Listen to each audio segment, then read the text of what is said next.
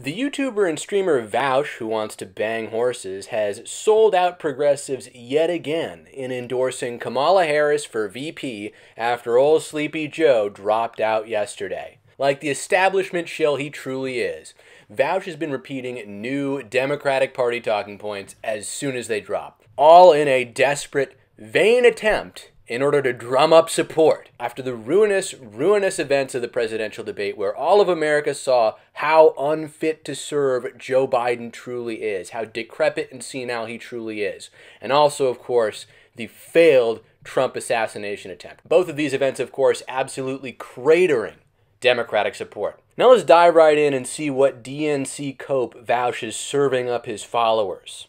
On Truth Social, crooked Joe Biden's the worst president by far in the history of our nation. He's done everything. We saw that one during the last stream. Right, okay.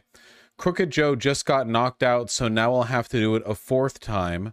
Does anyone really believe that Crooked Joe had COVID? No, he wanted to get out ever since June 27th, the night of the debate, where he was completely obliterated. That was the big moment in Joe Biden's demise. That was the point in time when Joe was revealed for what he was, an incompetent man who should have never been president. Joe Biden is not fit to serve. He's destroying our country. My debate with crooked Joe Biden, the worst president in the history of the United States, was slated to be broadcast on fake news ABC, the home of George Slopadopoulous. I already know where this is going. Trump made one post on Truth Social, and the left has been trying to use that to make it seem like Trump's afraid of Kamala or something.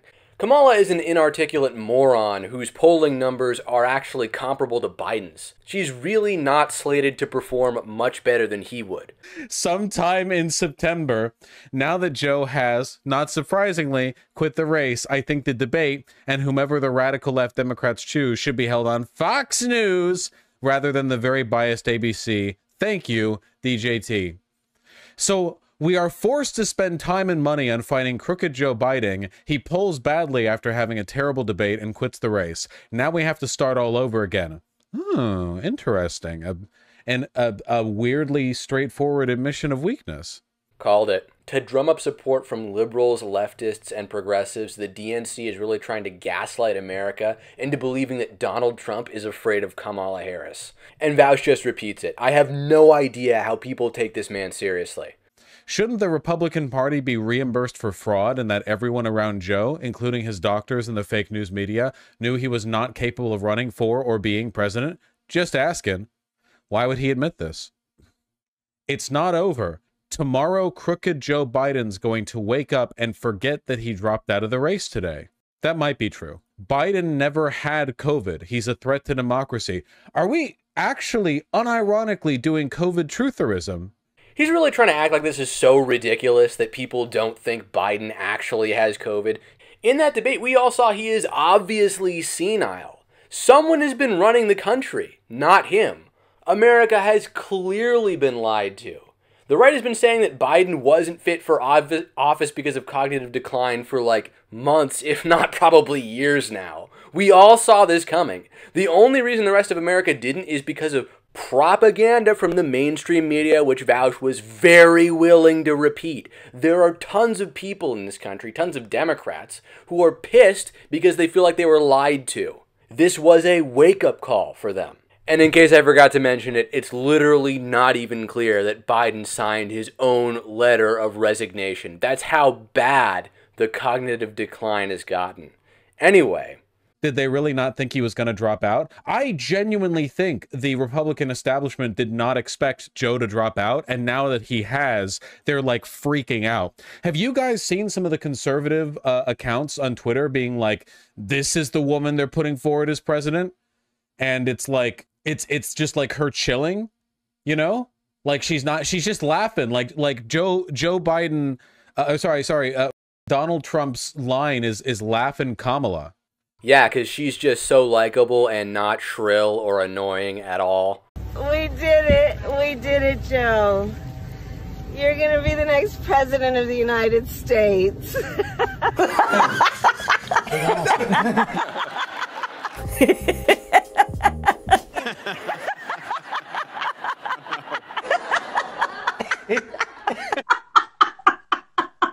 That was actually a little bit unsettling. And that video I clipped it from goes on for like 6 minutes, too, of of her just laughing like this. There's a lot of misogyny as well. Well, I mean, yeah. Give it to me straight. How long will it take to blow 51% of America? Guys, I've got an even better one that will do an even better job appealing to the conservative demographic, okay? Give it to me straight. How long will it take to hot tour, spit on that thing, 51% of America? There we go, zinger. Isn't it kind of weird how there's this political undercurrent to Hawk Girl getting famous? Like, I know she was just kind of gross, and she shouldn't have been famous for what she got famous for, and it was kind of a dumb thing, but the left kind of does hate her a little bit. I find that interesting. Yeah, the Republican response right now genuinely seems to be, what if we just showed clips of her being, like, wacky? Good afternoon. I want to welcome these leaders for coming in to have this very important discussion about some of the most pressing issues of our time. I am Kamala Harris. My pronouns are she and her. I am a woman sitting at the table wearing a blue suit. Spit that shit, Queen! Did she lie? Where did she stutter exactly? RNC research. Yeah, apparently she's talking to, like, some blind people. I don't want it. It's whatever. Yeah, that way of introducing yourself isn't forced or weird at all. Just kind of skip over the pronouns part, I guess. Yeah, like, not like she's outing herself as some sort of insane progressive ideologue at all, you know? I saw this. People, they had ballots. They filled out circles. They went to the voting booths. They spent money on advertisements.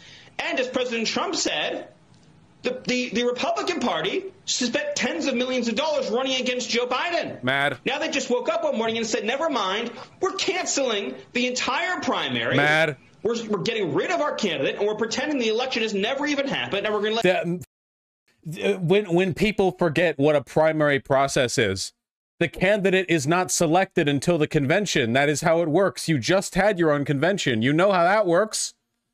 Donor? They unironically, like, remember how I said, I mean, I'm not the only one who said this, but remember how I said, like, they genuinely don't know how to run against Kamala Harris? They don't. They've literally spent 5 years building a propaganda campaign against Joe Biden specifically. How often do you hear negative stuff about Kamala? All the time in right-wing circles, bro. Nobody likes her. And look at the cope here. Just look at the cope. We're throwing him a curveball, man. They don't even know what to do with Kamala. They can't handle her. This is a surprise. Like, bro, this is confusing probably even for Democrats. Like, she may be walking into a contested convention. Imagine how bad it would be if she comes out the winner barely of a contested convention. Also, Biden initially said he wasn't going to drop out, and then now suddenly he is. That doesn't look strong at all. This news dropped, and I was actually at the movies with my girlfriend and her sister, and their mother called my girlfriend's sister because of how upset she was over this news. Like, this is cataclysmic. Democrats are not coming from a place of strength right now. Like, no matter how hard Vaush tries to sell it, it's just so obviously BS. Heritage Foundation prepared to sue over this? They have nothing. They have nothing. They have nothing. I don't believe they have any legitimate claim here. The states, like the Democratic Party, is a party that's... Okay. The legal presumption is that Kamala Harris has missed the ballot deadline in some of these states. If that's the case, why would the Democratic Convention be after the ballot deadline in any states? Then there would be a possibility that the democratically selected candidate from within the Democrats wouldn't be a valid, you know, to run in any of those states. Ridiculous. They have nothing. They're desperate. They're desperate. Desperation. They're desperate. I mean, it's the Heritage Foundation. I don't think they're going to be successful, but he's trying to mask the fact that Democrats have always had their candidate, a frontrunner, a clear frontrunner, in mind before the convention. The DNC convention is really more of a formality. And just for the record, in the past, Democratic candidates have faced some legal trouble for failing to meet ballot deadlines. Like in 2012, I think President Obama's campaign faced a lawsuit in Indiana for missing the deadline to file paperwork to get on the ballot. I don't really think, I mean, it really didn't do anything because obviously he still became president, but still, this is like much more contentious. I don't ultimately think the Heritage Foundation will bear fruit, but it's not some sort of desperate act because the right just doesn't know how to handle Kamala. He's a world leader in temper tantrums. She never loses her cool. She prosecuted sex predators. He is one. Grab him by the... She shut down for-profit colleges that swindled Americans. He was a for-profit college. At Trump University, we teach success. Literally. He's owned by the big banks. She's the attorney general who beat the biggest banks in America and forced them to pay homeowners $18 billion. He's tearing us apart. She'll bring us together. Anyone else feeling a 50-state sweep? I think 50-state sweep. Dude, they would never call him a sex predator, even though he's the most obvious sex predator in the world. He's the most sex predator. Together. This is Trump. And in every possible way, this is the anti-Trump. So if that's what you're looking for in your next president, there's really only one. Kamala. Incredible. Cop Mala gonna lock him up, throw him in the back. Unbelievable that he just turned that into a joke, and Vaush fans are dumb enough to keep watching. Did we do the debate too early? We wanted Joe to stay in the race. I think I kind of underestimated the extent to which Republicans would make it obvious how upset they are that Joe Biden dropped out, you know? They really, really thought they could win against him. And you didn't? After everyone learned he was senile and Trump was almost assassinated? Yeah, like, the main problem with Kamala Harris as an opponent to Donald Trump, in addition to the fact that she's significantly more charismatic than Biden is capable of being, is that they don't really have anything on her. This is complete cope. People are saying she screwed her way into being the Attorney General of California. Credibly, might I add. To say they have nothing on her is absurd. Even the left doesn't like this woman. She's not likable. She's way more charismatic than Joe Biden. No, she's not. She's really not. She's less charismatic than Joe Biden, if anything. They can't easily transpose the perceived policy failures of Joe Biden's administration onto her, at least not in the amount of time that they have. So I guess this means it's a slam dunk, huh? Not like she was his vice president or anything, totally signing off on every decision he made. Man, you really have to be stupid to be a Vaush fan. You know? They want this woman to be president. And what is it? Poor hubby. Poor hubby. Not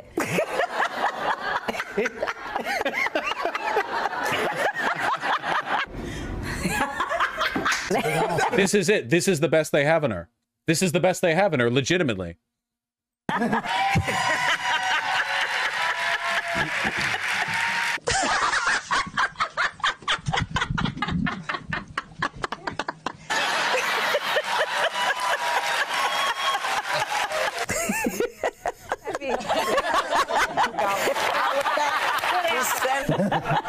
He knows how to sell right there. Okay. Her laugh isn't even weird. No, she doesn't have a weird laugh. She just laughs often, and she just has like a huge open mouth laugh. You know, she's got, like I said, it's a lot of whimsy. Vaush is such a shill for the establishment, he's even got to try to turn Kamala's laugh into a strength. Come on now.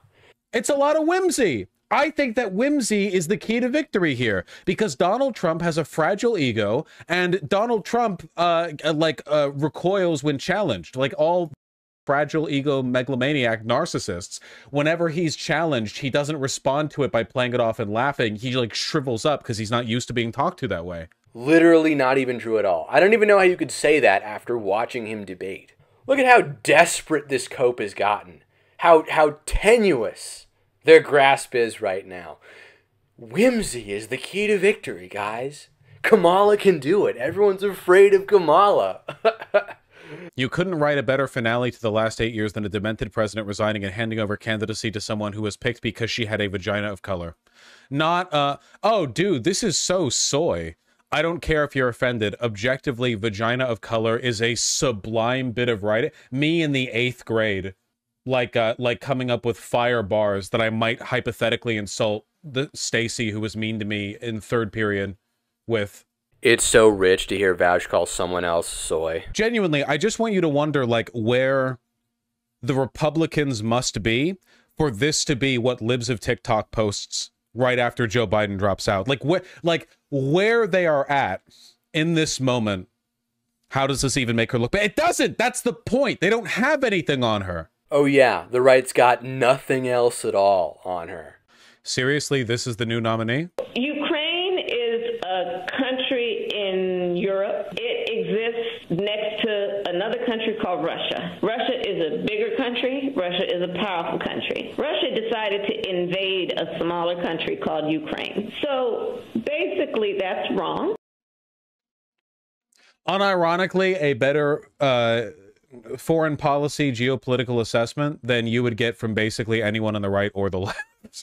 Yeah, it totally sounds like she has a handle on this situation and knows what's going on. Not like she is talking to another full-grown adult as though they're 5. Because actually, she doesn't know anything and she's completely incompetent.